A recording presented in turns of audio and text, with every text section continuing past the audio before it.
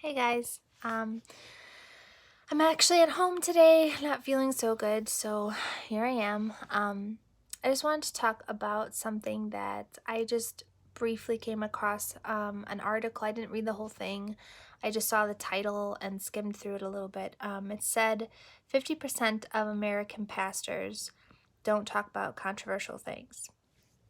Now, I don't know in that article, because I didn't read all of it, if it meant controversial as in politically controversial or spiritually controversial, because unfortunately there is controversy among us Christians about a number of different things, which I think is really silly. Okay, I mean, we as Christians should be loving each other, and we don't have to agree on everything, but I've seen people get so angry and out of line, swearing and just, yeah, not nice, okay? I mean, you don't have to agree with everything I say, and you are more than welcome to put your opinion in the comments. And I will probably reply to you. And as long as we can be civil, we don't have to agree, and that's okay. There's room for discussion. I mean, that's a good thing. We should be talking about um our differences in a civil, nice way. But the way I've seen things and some of the videos of people I watch regularly have experienced it. I have not really. I mean, everyone's been pretty nice to me so far. But I know other people or I've seen other people who've really gotten some nasty things. And then I've seen other videos from other people trying to smear that person that they disagree with on YouTube. We got to stop fighting amongst ourselves. There's lots of topics that are now controversial, which I don't think they should be, like pre-tribulation rapture. That's probably one of the biggest ones. There's a lot of people who think it's pre-trib, mid-trib, post-trib. I've even heard like post-wrath or pre-wrath or whatever that is. In my opinion, and I'm sticking to the Bible on this one, it points in lots of places to a pre-tribulation rapture. And I am firm on that. You're not going to change my mind on that. You're welcome to try, but you won't. One of my favorite verses that, in my opinion, is really the only verse you need to point out pre-tribulation rapture is Revelation 3:10. So let's go there real quick. And I've mentioned this in past videos briefly, I think. So this is Jesus speaking. Revelation 3:10. Since you have kept my command to endure patiently, I will also keep you from the hour of trial that is going to come upon the whole world to test those who live on the earth. It's pretty straightforward, in my opinion. I don't know how you could misinterpret that to be anything other than Jesus is telling you, since you have endured patiently and you've kept my commands and you love me and you know me, I'm going to keep you from tribulation. I don't see how you could interpret that any differently.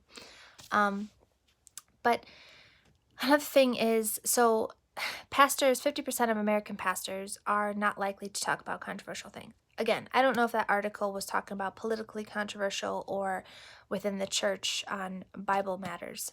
But another thing, and this ties into it, is I think talking about the end times and the rapture and the tribulation, I think all of it, whether you believe in pre-trib, post-trib, mid-trib, whatever you believe in, I think all of that is controversial because for some reason, and I've run into this a lot, mostly with my boss, and I made a video about that already, people don't want to hear that. They claim to be Christians, and they don't want to hear about it. It either scares them, makes them uncomfortable, or they just simply don't want to talk about it. And I think that's why a lot of pastors don't even brush on it at all. My church, for example, I love my church, don't get me wrong, and I love my pastor, don't get me wrong, but we do not talk about anything end times related. And in fact, I even asked my pastor a few months ago if he believed in the pre-tribulation rapture. Now, this is when I just started to really wake up to what was going on. And he said, I would like to, but I kind of doubt it, which is unfortunate. And I'm not trying to diss my pastor in any way. He's a great pastor. I love his services. He's a great guy. He married my husband and I. But I disagree with him on that.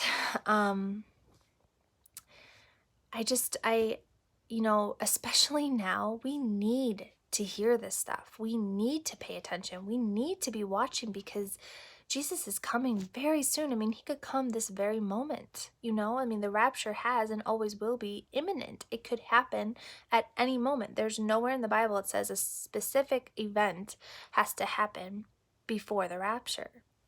There's time frames for tribulation, the peace plan, which there's a peace plan floating around already. I'm not saying that's the peace plan, but it's interesting, don't you think? But the peace plan has to be agreed before tribulation starts. So, for the rapture, there's really no has to happen event before the rapture takes place. And I personally, and I know a lot of you agree, based on comments and such, I personally think it's going to be in 2019. I'm not saying it's prophetic. I am just guessing. Okay, this is just my opinion based on what I'm seeing and based on the tension in the Middle East right now and how close I really think we are to Isaiah 17 and Ezekiel, I think it's 38 and 39, the war of Gog and Magog and the destruction of Damascus. I think we're so close to that. I think it's going to be in 2019. And I'm hoping. I'm really, really hoping. And I'm going to be very honest with you guys, and maybe some of you can relate. The past few weeks have been rough for me. I've been just struggling. As a Christian, you're always trying to keep your mind on a short leash, keeping it from going places, from thinking certain things, trying to keep it as godlike and Christ-focused as you can. And that's not easy. And I have terrible thoughts that will pop into my mind out of nowhere. I have no idea where they're coming from, or why I would think such a terrible thing. I'm not going to say what, but some of them are pretty bad, and I reject them as soon as they pop up. But I get discouraged sometimes, like, oh, Jesus, my thoughts are so terrible, and I'm saying sorry, and it's like I just can't wait to be with him and to not battle with my sin nature, to not battle with my worldly flesh desires, to be with Jesus, to be in fellowship with him, to see him. Like I keep telling him, I'm going to give you the biggest bear hug ever when I see you. And it's like, I just can't wait to be in his presence. I can't wait. I just can't wait. It gives me chills whenever I think about it. And it's really hard sometimes to be patient. And I did a video about that because I've prayed about that for a while. I still do because I'm still not very patient. But I know it's going to be soon. I really do. And the fact that no churches, well, I shouldn't say no, very few churches are talking about it is crazy. It's crazy. We should be talking about it. It should be a great, hopeful, encouraging message. And that's the thing. Like, some people, it terrifies them. And in my opinion, if it terrifies you, something's not right in here. Okay? Because if you love Jesus and you accept what he did for you, and you're walking with him, because I was not walking with him, even though I knew him. I was not walking with him a few months ago, back like December and back. I got married in January, but I was afraid of it. I was afraid because I was being crushed by my sinful life. I was very guilty all the time. I knew I wasn't doing the right thing, and it was kind of consuming me. Even though I know I was saved because I believed in Jesus, I really did. I just did not fully give my life to him. And now that I have, death does not scare me. The rapture does not scare me. It excites me. It makes me so happy. None of that scares me anymore. And my point is, if it scares you, there's something not right in here. Either you don't believe, or you are being crushed by your sin like I was, and you're living a sinful, worldly life, and you're just not walking with Jesus. And you're still saved, okay? And I know that's another controversial thing. But guess what, guys? I've said this before. You're not saved by works and you're not kept by works, okay? However, if you do truly believe in Jesus, there should be a change in you. But anyways, my point is, if it scares you, there's something not right in your heart, and you need to explore that and find out why you're afraid. Why does it scare you? But we should be encouraging each other, and this is why I'm making these videos. Okay, I'm new in all of this, guys. I'm not a new believer, but I'm new with walking with Jesus. I'm new with reading the Bible. I'm not at the point where I can quote you the book and the specific verse. I can quote you verses out of the Bible, but I can't tell you where all of them are located. I'm not there yet. I hope to be there soon, but I'm not there yet. And I'm new to paying attention to the world. I've only really been looking for top 6 months at the very most, and I don't even think that long. So I'm not here to really, how do I say this? I'm not here to really teach you. I mean, if you learn something from me or you get something from my videos, that's amazing.